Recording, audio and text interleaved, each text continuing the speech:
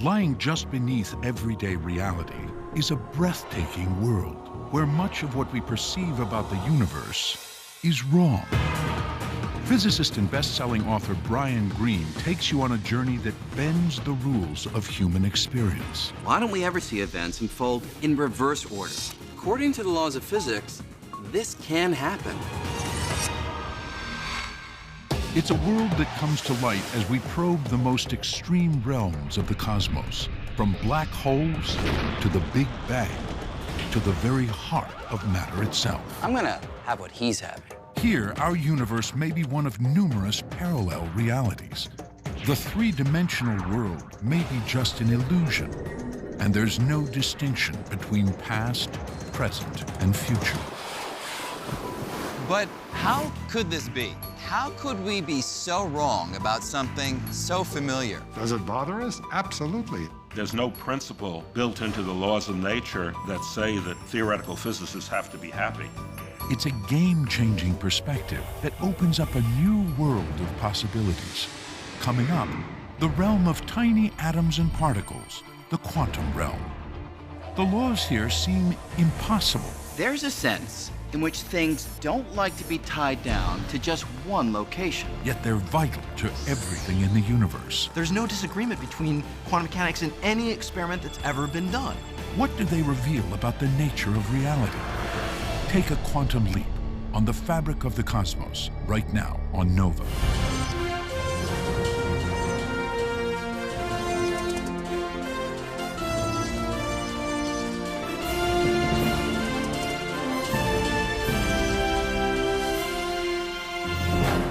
Major funding for NOVA is provided by the following: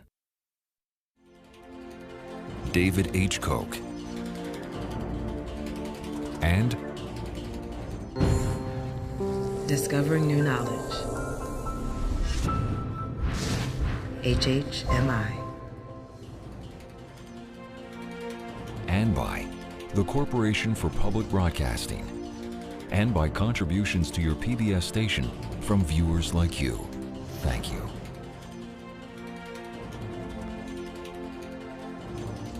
Major funding for the fabric of the cosmos is provided by the National Science Foundation, where discoveries begin.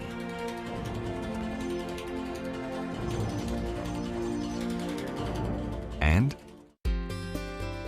the Alfred P. Sloan Foundation, supporting original research and public understanding of science, technology, engineering, and mathematics. Additional funding is provided by the Arthur Vining Davis Foundations, dedicated to strengthening America's future through education.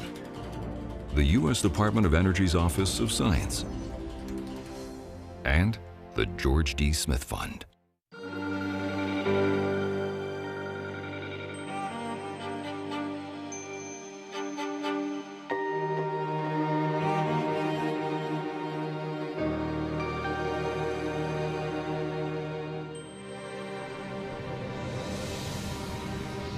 For thousands of years, we've been trying to unlock the mysteries of how the universe works. And we've done pretty well, coming up with a set of laws that describes the clear and certain motion of galaxies and stars and planets. But now we know, at a fundamental level, things are a lot more fuzzy, because we've discovered a revolutionary new set of laws that have completely transformed our picture of the universe. From outer space to the heart of New York City, to the microscopic realm, our view of the world has shifted thanks to these strange and mysterious laws that are redefining our understanding of reality. They're the laws of quantum mechanics. Quantum mechanics rules over every atom and tiny particle in every piece of matter, in stars and planets, in rocks and buildings, and in you and me. We don't notice the strangeness of quantum mechanics in everyday life, but it's always there if you know where to look. You just have to change your perspective and get down to the tiniest of scales, to the level of atoms and the particles inside them. Down at the quantum level, the laws that govern this tiny realm appear completely different from the familiar laws that govern big, everyday objects. And once you catch a glimpse of them, you never look at the world in quite the same way. It's almost impossible to picture how weird things can get down at the smallest of scales.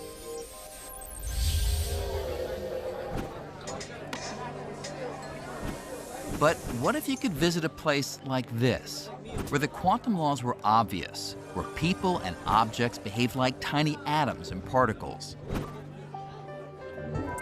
You'd be in for quite a show. Here, objects do things that seem crazy. I mean, in the quantum world, there's a sense in which things don't like to be tied down to just one location, or to follow just one path. It's almost as if things were in more than one place at a time.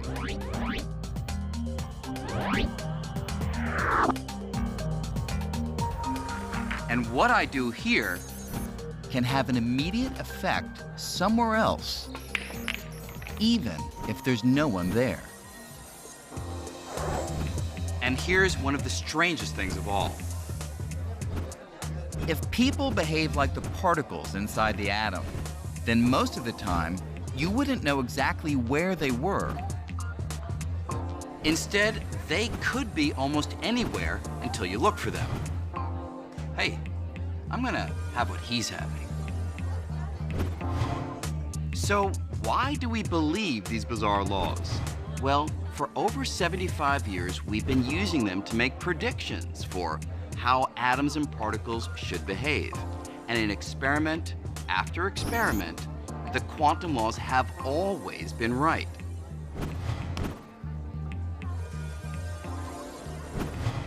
It's the best theory we have. There are literally billions of pieces of confirming evidence for quantum mechanics. It has passed so many tests of so many bizarre predictions. There's no disagreement between quantum mechanics and any experiment that's ever been done. The quantum laws become most obvious when you get down to tiny scales like atoms. But consider this. I'm made of atoms. So are you. So is everything else we see in the world around us.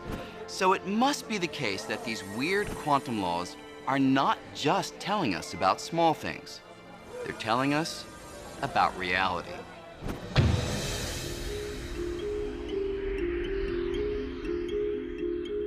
So how did we discover them? These strange laws that seem to contradict much of what we thought we knew about the universe. Not long ago, we thought we had it pretty much figured out. The rules that govern how planets orbit the sun, how a ball arcs through the sky, how ripples move across the surface of a pond. These laws were all spelled out in a series of equations called classical mechanics, and they allowed us to predict the behavior of things with certainty. It all seemed to be making perfect sense, until about 100 years ago, when scientists were struggling to explain some unusual properties of light. In particular, the kind of light that glowed from gases when they were heated in a glass tube. When scientists observed this light through a prism, they saw something they'd never expected. If you heated up some gas and looked at it through a prism, it formed lines. Not the continuous spectrum that you see projected by a piece of cut glass on your table, but very distinct lines. It wouldn't give out a smeared, kind of complete rainbow of light. It would give out sort of pencil beams of light at very specific colors. And it was something of a mystery how to understand what was going on. An explanation for the mysterious lines of color would come from a band of radical scientists who, at the beginning of the 20th century, were grappling with the fundamental nature of the physical world.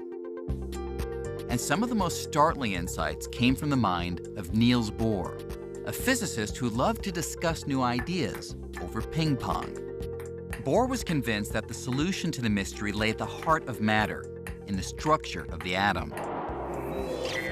He thought that atoms resembled tiny solar systems, with even tinier particles called electrons orbiting around a nucleus, much the way the planets orbit around the sun. But Bohr proposed that unlike the solar system, electrons could not move in just any orbit. Instead, only certain orbits were allowed.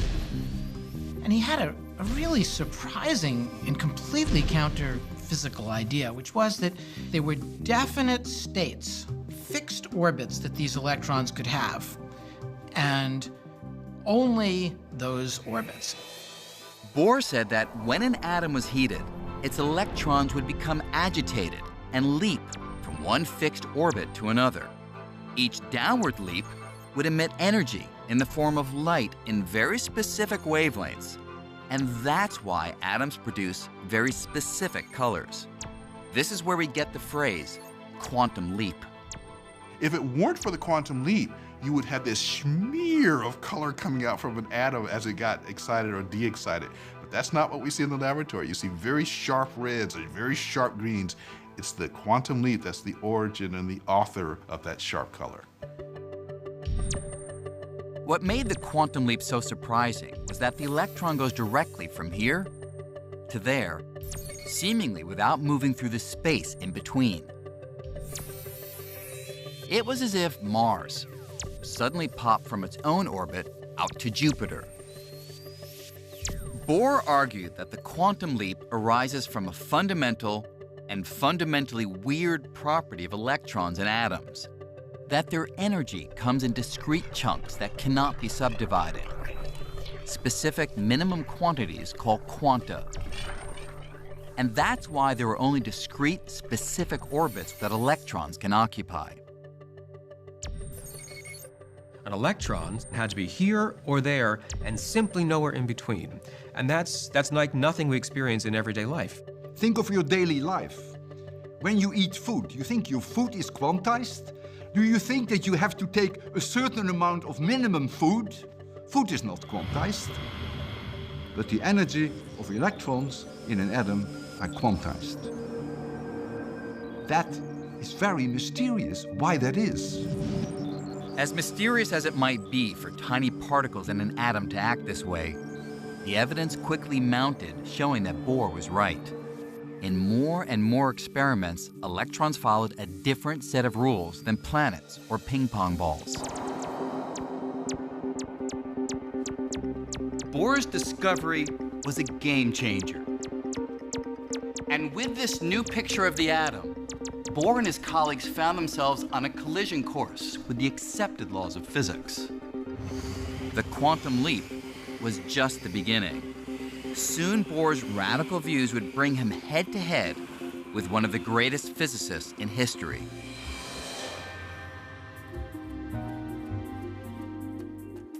Albert Einstein was not afraid of new ideas.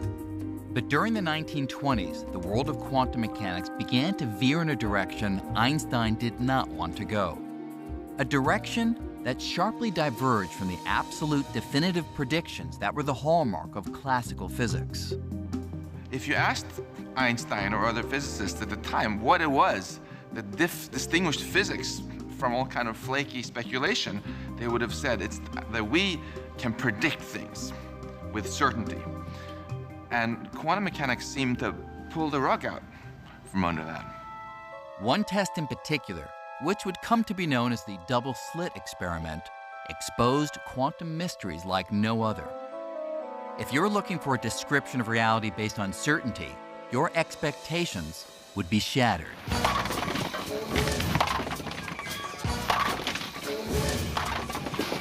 We can get a pretty good feel for the double-slit experiment and how dramatically it alters our picture of reality by carrying out a similar experiment, not on the scale of tiny particles, but on the scale of more ordinary objects, like those you'd find here in a bowling alley. But first, I need to make a couple of adjustments to the lane.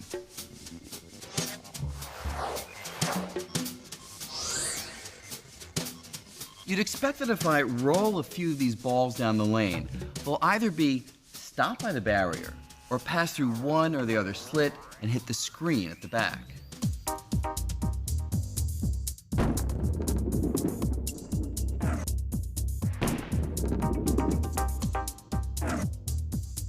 And in fact, that's just what happens. Those balls that make it through always hit the screen directly behind either the left slit or the right slit. The double slit experiment was much like this, except instead of bowling balls, you use electrons, which are billions of times smaller. You can picture them like this.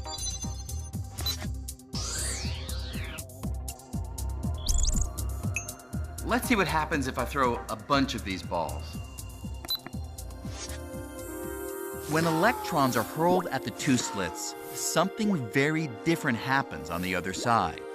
Instead of hitting just two areas, the electrons land all over the detector screen, creating a pattern of stripes, including some right between the two slits, the very place you'd think would be blocked.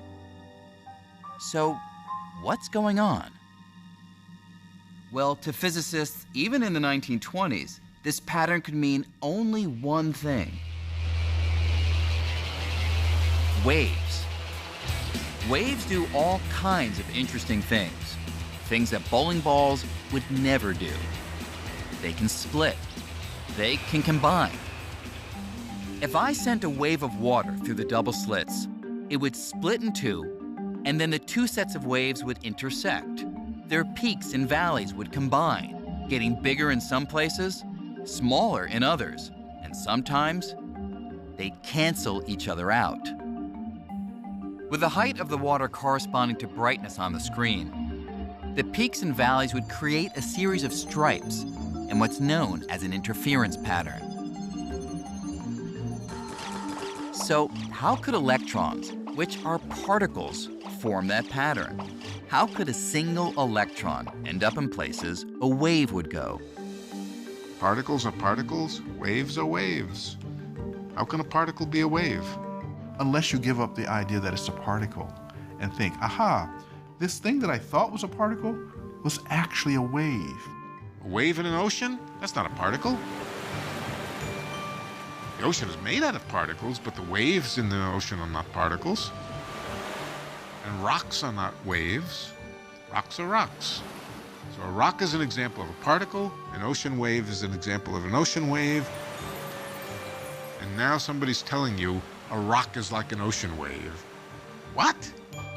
Back in the 1920s, when a version of this experiment was first done, scientists struggled to understand this wavy behavior. Some wondered if a single electron, while in motion, might spread out into a wave. And the physicist Erwin Schrödinger came up with an equation that seemed to describe it.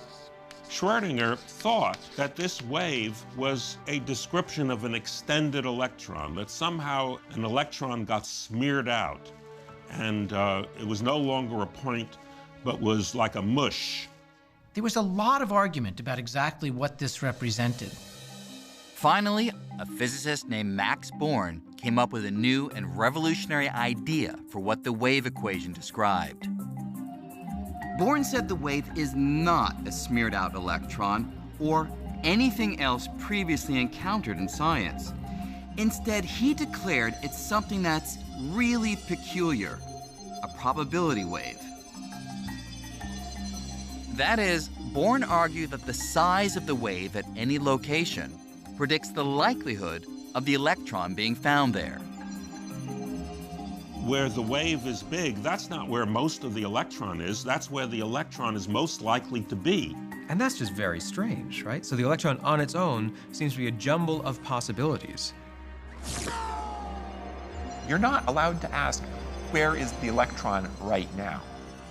You are allowed to ask, if I look for the electron in this little particular part of space, what is the likelihood I will find it there? I mean, that bugs anyone, anytime. As weird as it sounds, this new way of describing how particles like electrons move is actually right. When I throw a single electron, I can never predict where it will land. But if I use Schrodinger's equation to find the electron's probability wave, I can predict with great certainty that if I throw enough electrons, then say 33.1% would end up here, 7.9% would end up there, and so on. These kinds of predictions have been confirmed again and again by experiments. And so the equations of quantum mechanics turn out to be amazingly accurate and precise, so long as you can accept that it's all about probability.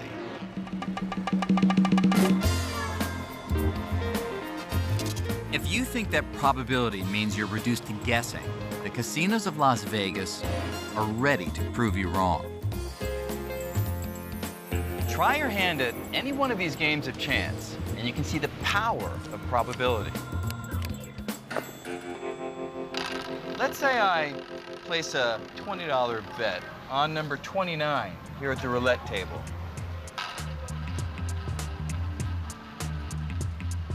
The house doesn't know whether I'll win on this spin, or the next, or the next. 1. But it does know the probability that I'll win. In this game, it's 1 in 38. 21.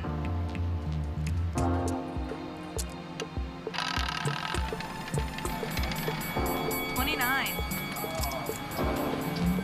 So even though I may win now and then, in the long run, the house always takes in more than it loses. The point is, the house doesn't have to know the outcome of any single card game, roll of the dice, or spin of the roulette wheel. Casinos can still be confident that over the course of thousands of spins, deals, and rolls, they will win.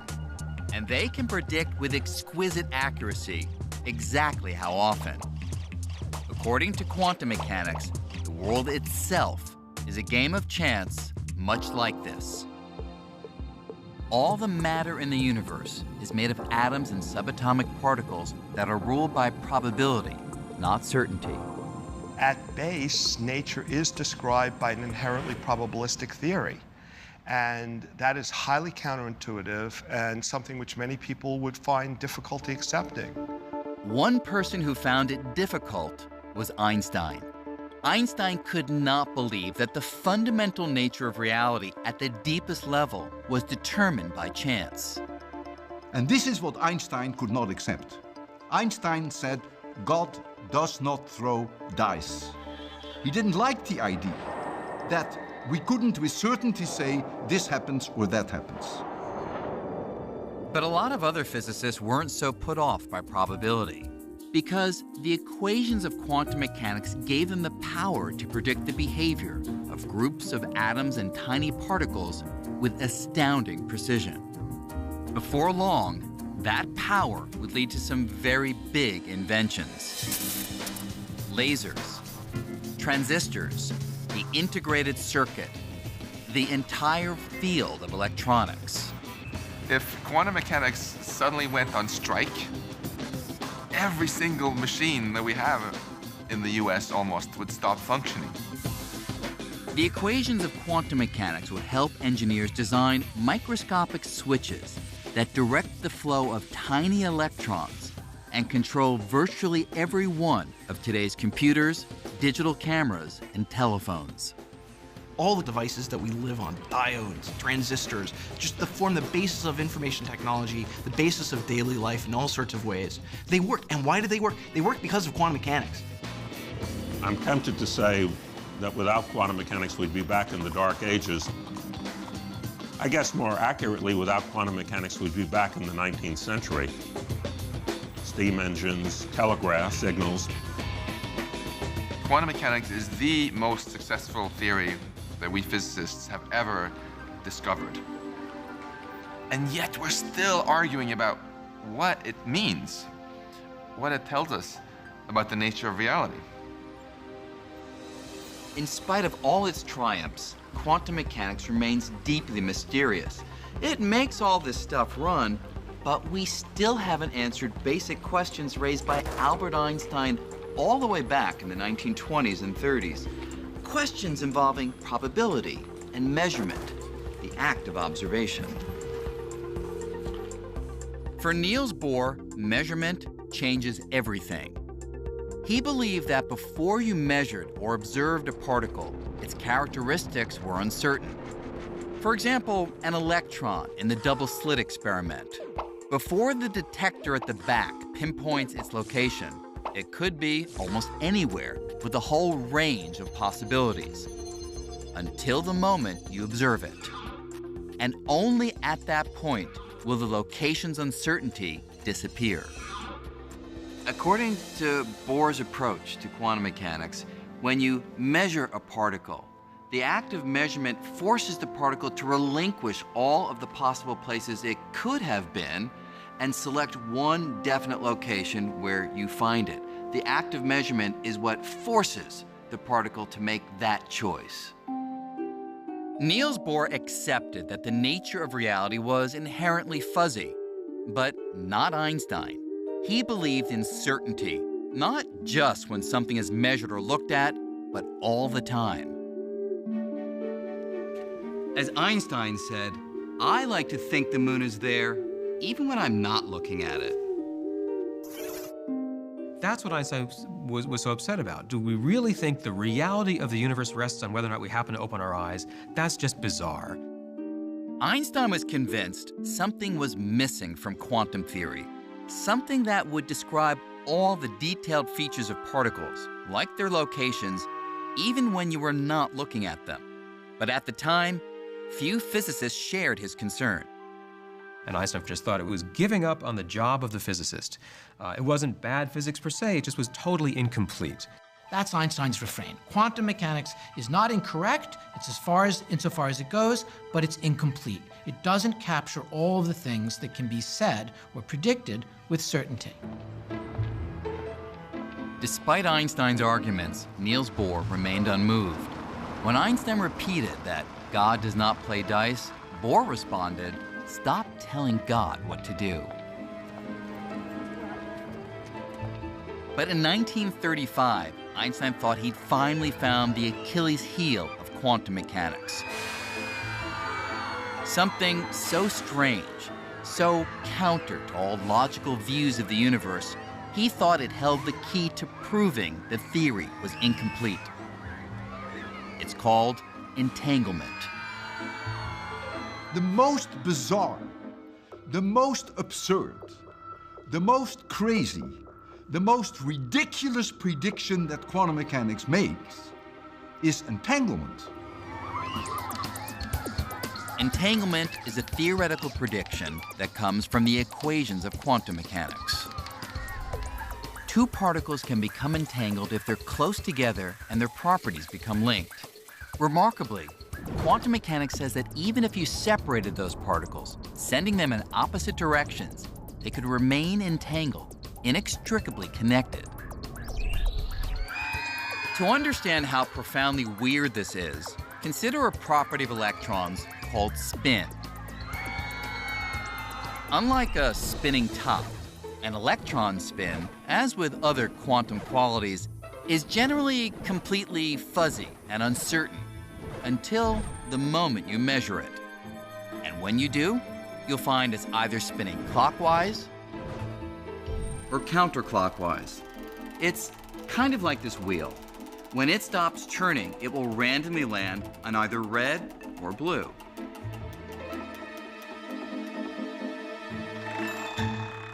Now imagine a second wheel.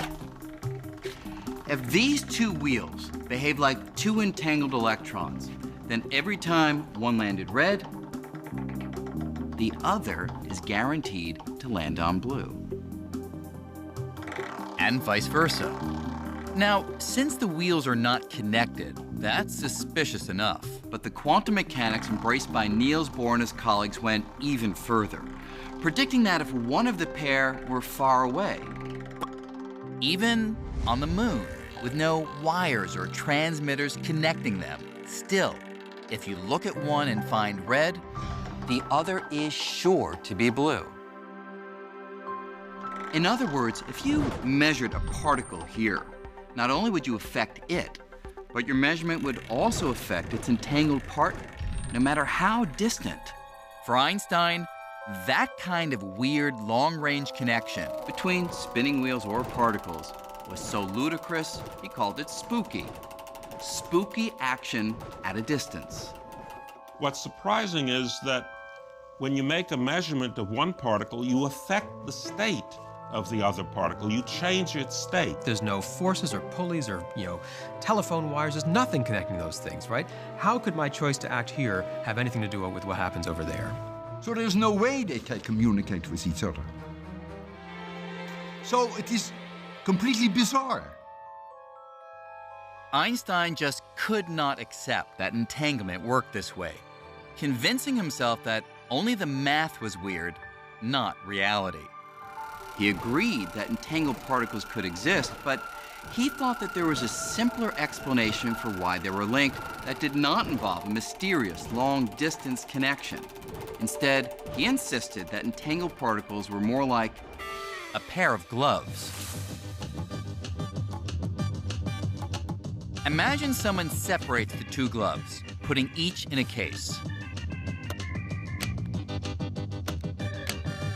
Then that person delivers one of those cases to me and sends the other case to Antarctica.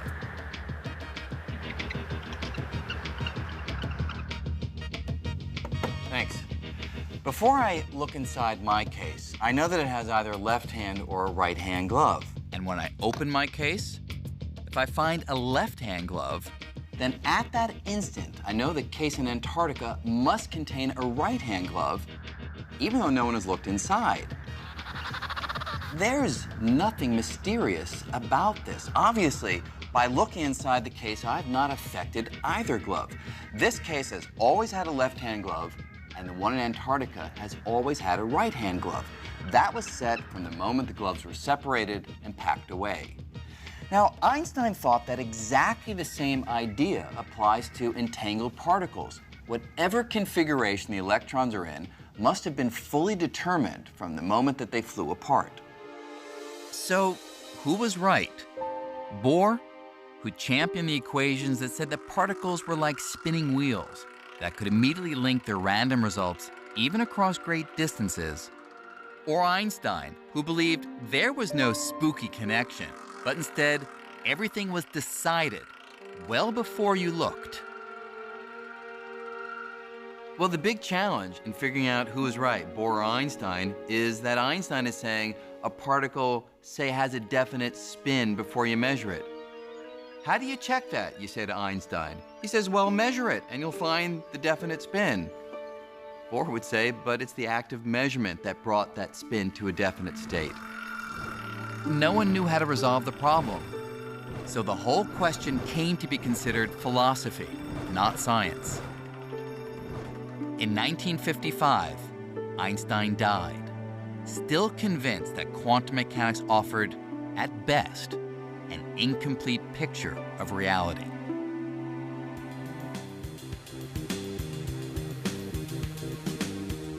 In 1967, at Columbia University, Einstein's mission to challenge quantum mechanics was taken up by an unlikely recruit. John Clauser was on the verge of earning a PhD in astrophysics. The only thing standing in his way was his grade in quantum mechanics. When I was still a graduate student, try as I might, I could not understand quantum mechanics.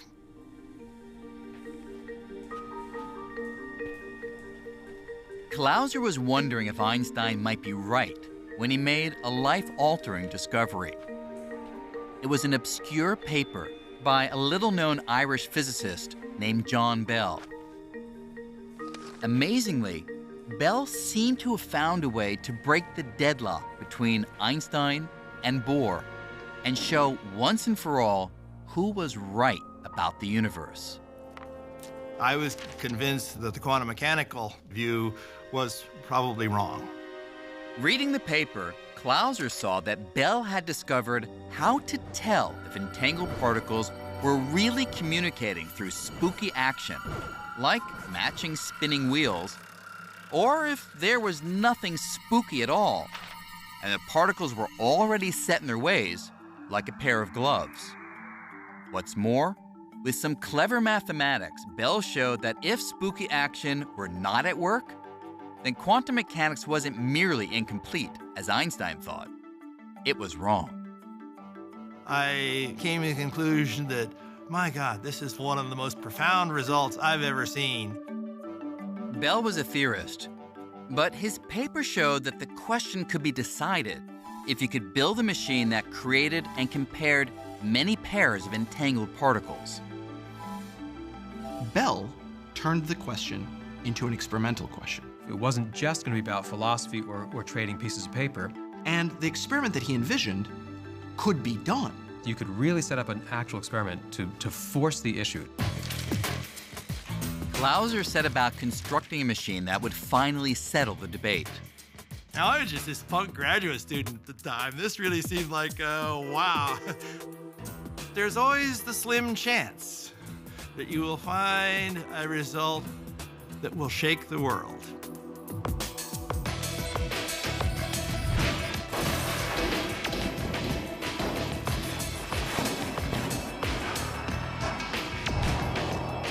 Clauser's machine could measure thousands of pairs of entangled particles and compare their spins in many different directions. As the results started coming in, Clauser was surprised and not happy. I kept asking myself, what have I done wrong? What mistakes have I made in this? Clauser repeated his experiments, and soon French physicist Alain Aspect developed a more sophisticated test. With significantly more definitive results, Aspect removed virtually all lingering doubt. Clauser's and Aspect's results are truly shocking. They prove that the math of quantum mechanics is right. Entanglement is real. Quantum particles can be linked across space. Measuring one thing can in fact instantly affect its distant partner, as if the space between them didn't even exist. The one thing that Einstein thought was impossible, spooky action at a distance, actually happens.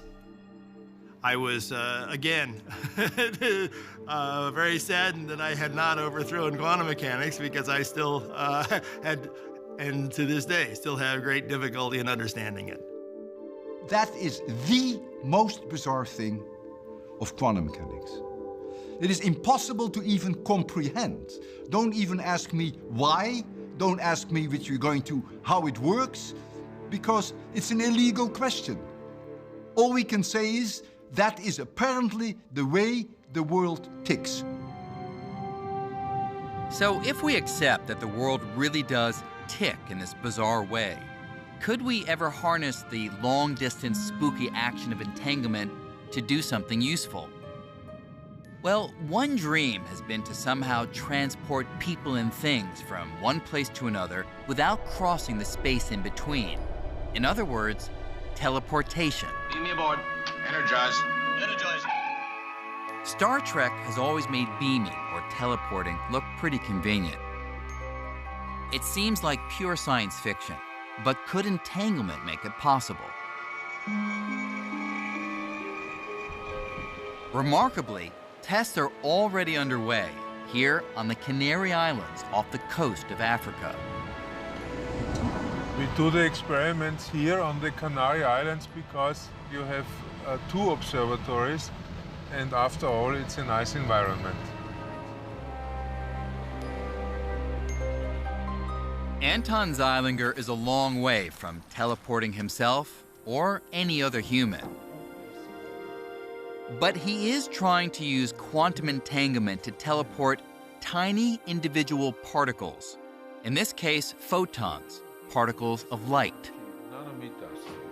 He starts by generating a pair of entangled photons in a lab on the island of La Palma.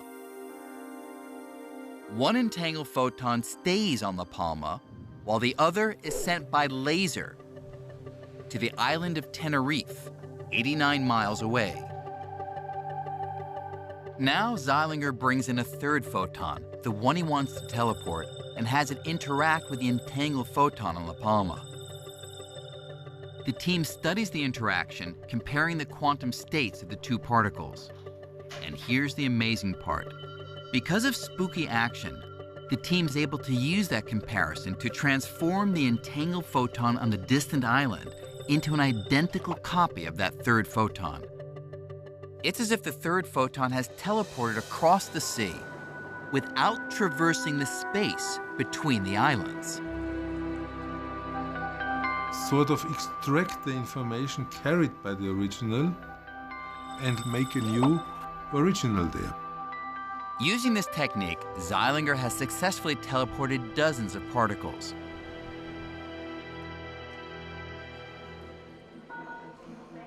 But could this go even further? Since we're made of particles, could this process make human teleportation possible one day?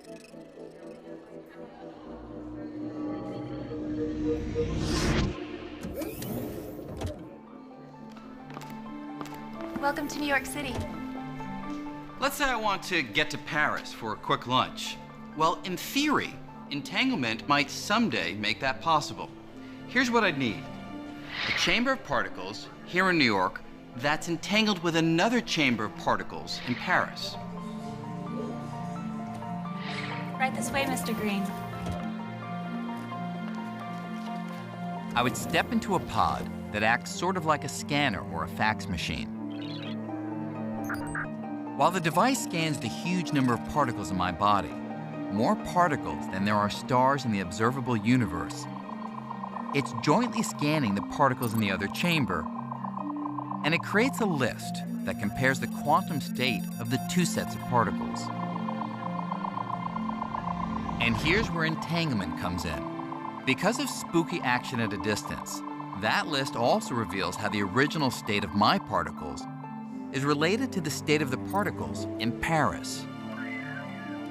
Next, the operator sends that list to Paris. There, they use the data to reconstruct the exact quantum state of every single one of my particles.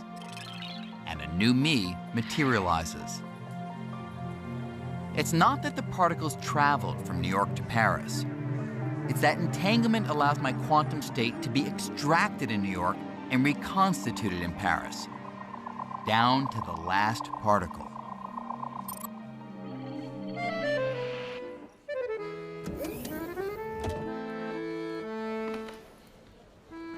Bonjour, Monsieur Green. Hi there. So, here I am in Paris, an exact replica of myself. And I'd better be, because measuring the quantum state of all my particles in New York has destroyed the original me. It is absolutely required in the quantum teleportation protocol that the thing that is teleported is destroyed in the process. And, you know, that does make you a little anxious. I guess you would just end up being a lump of neutrons, protons, and electrons. You wouldn't look too good. Now, we are a long way from human teleportation today, but the possibility raises a question. Is the Brian Greene who arrives in Paris really me? Well, there should be no difference between the old me in New York and the new me here in Paris. And the reason is that, according to quantum mechanics, it's not the physical particles that make me me. It's the information those particles contain. And that information has been teleported exactly for all the trillions of particles that make up my body. It is a very deep philosophical question whether what arrives at the receiving station is the original or not. My position is that by original we mean something which has all the properties of the original. And if this is the case, then it is the original. I wouldn't step into that machine.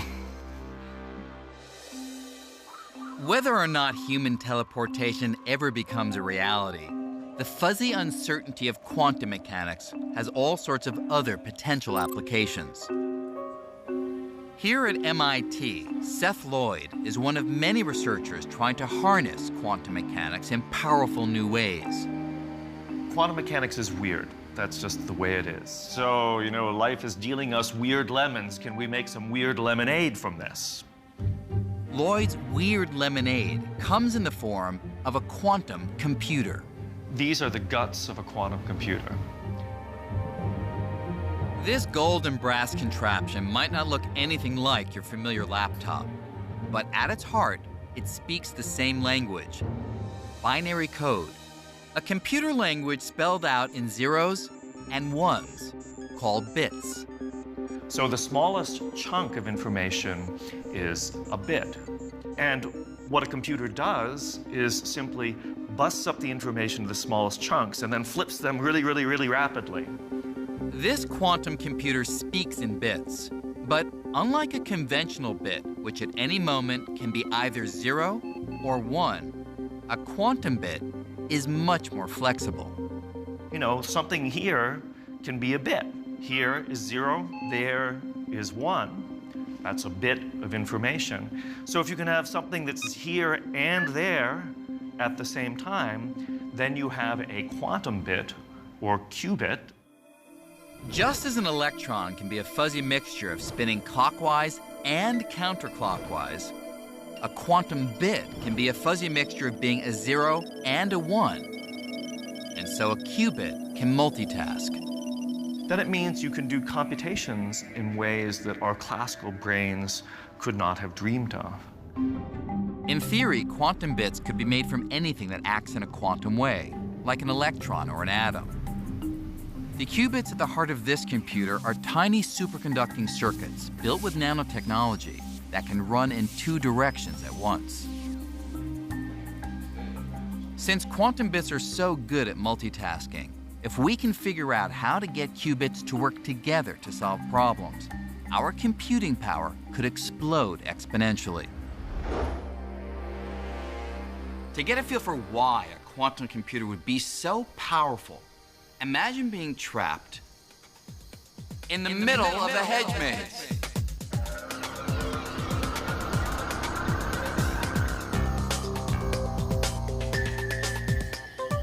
What you'd want is to find the way out as fast as possible.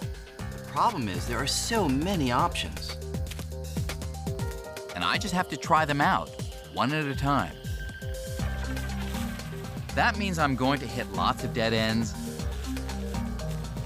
go down lots of blind alleys, and make lots of wrong turns before I finally get lucky and find the exit. And that's pretty much how today's computers solve problems. Though they do it very quickly, they only carry out one task at a time, just like I can only investigate one path at a time in the maze. But if I could try all the possibilities at once, it would be a different story. And that's kind of how quantum computing works. Since particles can, in a sense, be in many places at once, the computer could investigate a huge number of paths or solutions at the same time and find the correct one in a snap. Now, a maze like this only has a limited number of routes to explore, so a conventional computer could find the way out pretty quickly.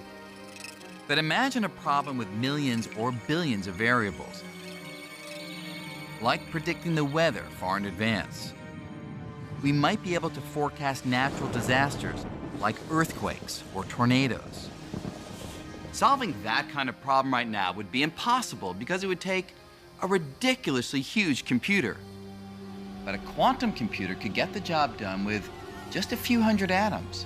And so the brain of that computer, it would be smaller than a grain of sand. There's no doubt we're getting better and better at harnessing the power of the quantum world. And who knows where that could take us. But we can't forget that at the heart of this theory, which has given us so much, there is still a gaping hole. All the weirdness down at the quantum level, at the scale of atoms and particles, where does the weirdness go? Why can things in the quantum world hover in a state of uncertainty, seemingly being partly here and partly there, with so many possibilities, while you and I, who after all are made of atoms and particles, seem to always be stuck in a single, definite state? We are always either here or there. Niels Bohr offered no real explanation for why all the weird fuzziness of the quantum world seems to vanish as things increase in size. As powerful and accurate as quantum mechanics has proven to be, scientists are still struggling to figure this out. Some believe that there's some detail missing in the equations of quantum mechanics. And so, even though there are multiple possibilities in the tiny world, the missing details would adjust the numbers on our way up from atoms to objects in the big world so that it would become clear that all but one of those possibilities disappear, resulting in a single certain outcome. Other physicists believe that all of the possibilities that exist in the quantum world, they never do go away. Instead, each and every possible outcome actually happens. Only most of them happen in other universes, parallel to our own.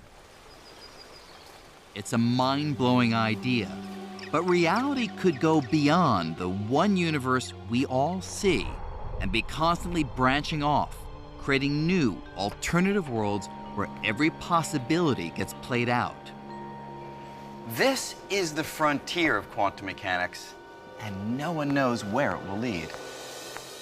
The very fact that our reality is much grander than we thought, much more strange and mysterious than we thought, is to me also very beautiful and awe-inspiring. The beauty of science is that it allows you to learn things which go beyond your wildest dreams. And quantum mechanics is the epitome of that. After you learn quantum mechanics, you're never really the same again. As strange as quantum mechanics may be, what's now clear is that there's no boundary between the worlds of the tiny and the big. Instead, these laws apply everywhere, and it's just that their weird features are most apparent when things are small. And so the discovery of quantum mechanics has revealed a reality, our reality, that's both shocking and thrilling, bringing us that much closer to fully understanding the fabric of the cosmos.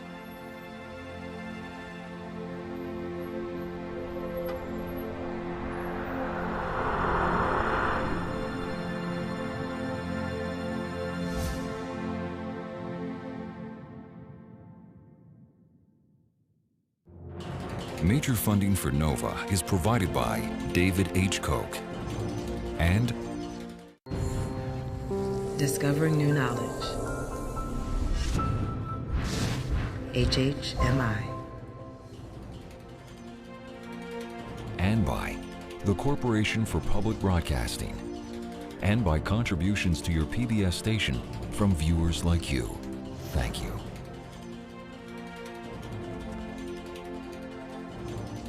Major funding for the fabric of the cosmos is provided by the National Science Foundation, where discoveries begin.